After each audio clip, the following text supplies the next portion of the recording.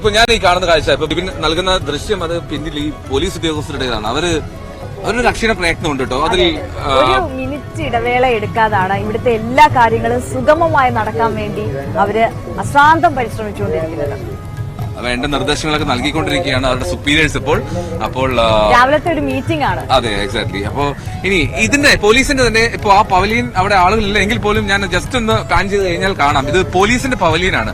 ഈ പോലീസിന്റെ കൊല്ലം സിറ്റിയിലെ പവലിയനിൽ കേരള പോലീസ് അസോസിയേഷൻ സംഘടിപ്പിക്കുന്നതാണ്. അവിടെ കുടിവെള്ളം, അവിടെ ഈ പ്രതിഭകൾക്ക് തണ്ണിമത്തൻ, അങ്ങനെ പല പരിപാടികളും ഉണ്ട് ഇവിടെ.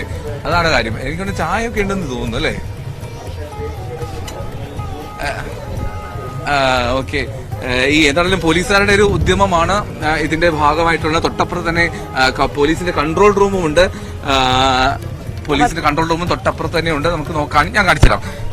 നമ്മുടെ പേരന്റ്സും കുട്ടികളും ടീച്ചേഴ്സും എല്ലാം എത്തുമ്പോഴേക്കും ഈ പവലിയൻ എല്ലാം സജീവമാകും. ഇപ്പോൾ അവര് മീറ്റിംഗിൽ പങ്കെടുത്തുകൊണ്ടിരിക്കുകയാണ്. എന്നാലും പവലിയൻ പോലീസുകാരൊക്കെ നിപ്പുണ്ട്.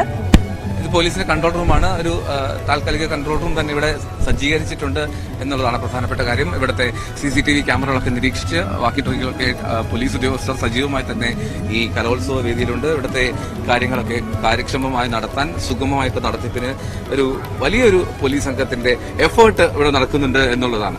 അപ്പൊ എന്നാലും അതൊക്കെ ഈ കലോത്സവ വേദിയിലെ കാഴ്ചകളിൽ ഒന്നാണ്. ഈ ഓരോരോ സ്റ്റോളുകൾക്കും ഓരോരോ കഥ പറയാനുണ്ട്.